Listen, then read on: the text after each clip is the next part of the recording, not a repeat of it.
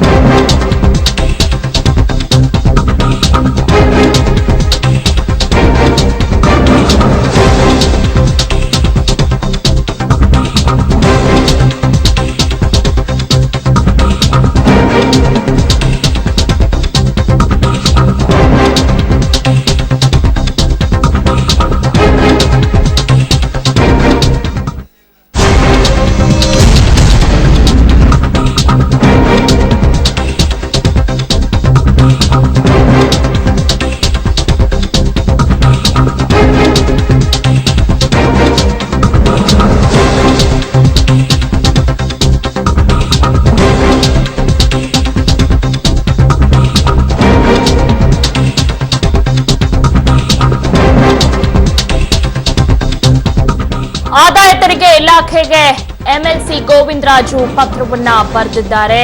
ಆ ಪತ್ರದಲ್ಲಿ ಏನು ಸಾಕಷ್ಟು ಪ್ರಶ್ನೆಗಳಿವೆ. ನನ್ನ ಮನೆಯ ಮೇಲೆ ನಡೆದ ಐಟಿ ದಾಳಿಯ ಮಾಹಿತಿಯನ್ನ ಯಡಿಯೂರಪ್ಪಗೆ ಸಿಕ್ಕಿದ್ದು ಹೇಗೆ ಅನ್ನೋದು ಪತ್ರದಲ್ಲಿ ಹೈಲೈಟ್ ಮಾಡಿದ್ದಾರೆ. ದಾಳಿ ವೇಳೆ ಸಿಕ್ಕಿರುವ ಹಣಕಾಸಿನ ಮಾಹಿತಿಯನ್ನ ನೀವು ಯಾರ್ಯಾರಿಗೆ ಕೊಟ್ಟಿದ್ದೀರಾ ಅನ್ನೋದನ್ನು ಪತ್ರದಲ್ಲಿ ಹೇಳಿದ್ದಾರೆ. ಮನೆಯಲ್ಲಿ ಸಿಕ್ಕಿರುವ ಡೈರಿ ಮತ್ತು ಆದಾಯದ ಲೆಕ್ಕವನ್ನ ಬಿಎಸ್ವೈಗೆ ಕೊಟ್ಟಿದ್ದು ಯಾರು? ಯಡಿಯೂರಪ್ಪ ಮಾಡುತ್ತಿರುವ ಆರೋಪದಲ್ಲಿ ಐಟಿ ರೇಡ್ನಿಂದಲೇ ಮಾಹಿತಿ ಸಿಕ್ಕಿದೆ ಅಂತಿದ್ದಾರೆ.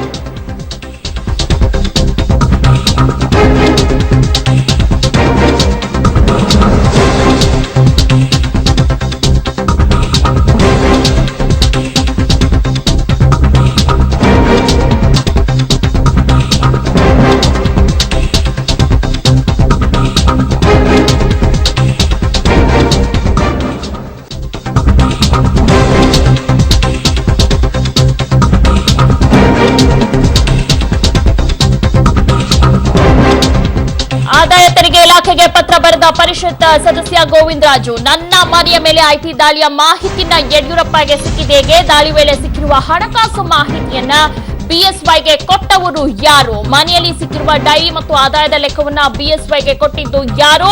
ಯಡಿಯೂರಪ್ಪ ಮಾಡುತ್ತಿರುವ ಆರೋಪದಲ್ಲಿ ಆದಾಯ ಇಲಾಖೆಯಲ್ಲಿ ಐಟಿ ರೇಡ್ನಿಂದ ಸಿಕ್ಕ ಮಾಹಿತಿ ಅಂತಿದ್ದಾರೆ.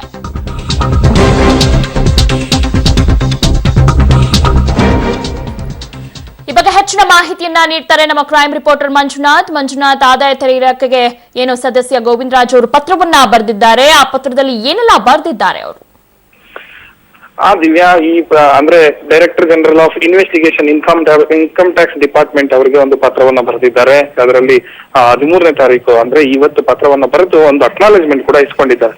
ಏನು ಯಡಿಯೂರಪ್ಪನವರು ಮೊನ್ನೆ ಒಂದು ಬಾಂಬ್ ಅನ್ನು ಸಿಡಿಸಿದ್ರು ನಿನ್ನೆ, ಅದಕ್ಕೆ ಸಂಬಂಧಪಟ್ಟ ಹಾಗೆ ಹೇಗೆ ಈ ಮಾಹಿತಿ ಲೀಕ್ ಆಯ್ತು ಅನ್ನುವಂತ ಪ್ರಶ್ನೆಗಳನ್ನ ಐಟಿ ಅಧಿಕಾರಿಗಳಿಗೆ ಇವರು ಕೇಳಿದ್ದಾರೆ. ಅದರ ಜೊತೆಗೆ ಸಾಕಷ್ಟು ಏನು ಮಾಧ್ಯಮಗಳಲ್ಲಿ ವರದಿಯಾಗಿತ್ತು, ಪ್ರಿಂಟ್ ಮಾಧ್ಯಮದಲ್ಲಿ ಅವನ್ನೆಲ್ಲವನ್ನೂ ಕೂಡ ಎನ್ಕ್ಲೋಸ್ ಮಾಡಿದ್ದೇನೆ.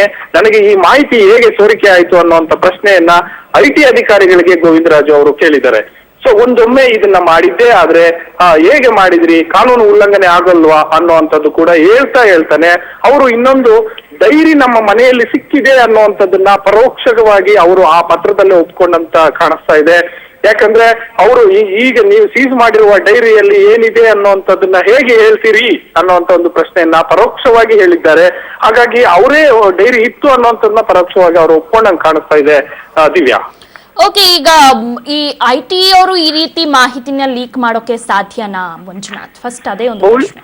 ಬಹುಶಃ ಅಂತದನ್ನ ನಿರೀಕ್ಷೆ ಮಾಡೋದು ತಪ್ಪು ಅನ್ಸುತ್ತೆ. ಈಗ ಇಂಥದ್ದೊಂದು ಪತ್ರ ಬರೆದ್ರು ಕೂಡ ಅವರಿಂದ ಅವರು ನೇರವಾಗಿ ಐಟಿ ಅಧಿಕಾರಿಗಳು ಉತ್ತರ ಕೊಡ್ತಾರೆ, ನಮ್ಮಿಂದ ಮಾಹಿತಿ ಲೀಕ್ ಆಗಿಲ್ಲ ಅನ್ನೋಂಥದ್ದನ್ನೇ ಬರೆದು ಪುನಃ ಕಳಿಸ್ಬೋದು. ಯಾಕಂದ್ರೆ ಒಂದು ರಿಸೈಂಡ್ರಿ ಯಾರಾದ್ರೂ ಪತ್ರ ಬರೆದ್ರೆ ಅದಕ್ಕೊಂದು ರಿಪ್ಲೈ ಕೊಡ್ಬೇಕಾಗುತ್ತೆ ಅನ್ನೋಂಥ ದೃಷ್ಟಿಯಲ್ಲಿ ಇಟ್ಕೊಂಡು ಏನಾದ್ರೂ ಒಂದು ರಿಪ್ಲೈ ಕೊಟ್ರು ಅಂತ ಕೂಡ ನಮ್ಮಿಂದ ಮಾಹಿತಿ ಲೀಕ್ ಆಗಿಲ್ಲ ಅನ್ನೋಂಥ ಒಂದು 4-5 ಲೈನ್ ಇರುವಂತದ್ನ ಒಂದು ಕಳಿಸ್ಬೋದೇ ಹೊರತು ಬೇರೆ ಅಂತೂ ಸಿಗ್ಲಿಕ್ಕೆ ಸಾಧ್ಯ ಇಲ್ಲ. ಅದನ್ನ ಹೊರತಾಗಿ ಏನು ಅಂದ್ರೆ ಇವರು ಈ ಅಲಿಗೇಷನ್ ಮಾಡ್ತಾ ಇರೋದು ಪುನಃ ಅವರು ಅಲ್ಲಿ ಕೇಂದ್ರದಲ್ಲಿ ಬಿಜೆಪಿ ಸರ್ಕಾರ ಇದೆ, ಅವರಿಗೆ ಮಾಹಿತಿ ಕೊಡ್ತಾರೆ, ಹಂಗಾಗಿ ಐಟಿ ಅಧಿಕಾರಿಗಳ ಜೊತೆ ಶಾಮೀಲಾಗಿದ್ದಾರೆ, ಅವ್ರ ಮಾಹಿತಿ ಲೀಕ್ ಮಾಡ್ತಾರೆ, ಈ ರೀತಿ ಅಲಿಗೇಷನ್ಗಳು ಬರುತ್ತೆ ಹೊರತು ಅದನ್ನ ಹೊರತಾಗಿ ಏನು ಕೂಡ ಸತ್ಯಾಂಶ ಸಿಗೋದು ತುಂಬಾನೇ ಕಡಿಮೆ. ದಿವ್ಯಾ. ಓಕೆ ಮಂಜುನಾಥ್, ಧನ್ಯವಾದಗಳು ತಮ್ಮೆಲ್ಲ ಮಾಹಿತಿಗಾಗಿ. ಯಾರು ಮುಖ್ಯಮಂತ್ರಿ ಆಗಬೇಕು ಎಂದು ಶಶಿಕಲಾ ಹಾಗೂ ಪನ್ನೀರ್ ಸೆಲ್ವಂ ನಡುವೆ ನಡೆಯುತ್ತಿರುವಂತಹ ಹಗ್ಗ ಜಗ್ಗಾಟ ತಮಿಳುನಾಡಿನಲ್ಲಿ ದಿನಕ್ಕೊಂದು ಕ್ಷಣಕ್ಕೊಂದು ಹೊಸ ರೂಪವನ್ನ ಪಡ್ಕೊಳ್ತಾ ಇದೆ. ಈ ರಾಜ್ಯದ ಜನ ಆಲೋಚಿಸುತ್ತಿರುವ ರೀತಿ ಯಾವ ರೀತಿ ಸಾಗುತ್ತಾ ಹೋಗುತ್ತಿದೆ to culminate in the final elections ಅನ್ನೋದನ್ನ ಚೆಕ್ ಮಾಡಬೇಕಾಗಿದೆ. It is nothing but ratings we want to clear, plus issues ಎರಪ್ತಾಗ್ತಾ ಹೋದಂಗೆಲ್ಲ ಮುಂದಿನ ಒಂದು ವರ್ಷದಲ್ಲಿ ಯಾವ ರೀತಿ ಪರಿಣಾಮಗಳನ್ನು ಬೀರುತ್ತೆ, ಚುನಾವಣೆಗಳನ್ನು ಬದಲಾಯಿಸಬಹುದು ಅನ್ನೋದನ್ನ ಅರ್ಥ ಮಾಡಿಕೊಳ್ಳುವಂಥದ್ದು.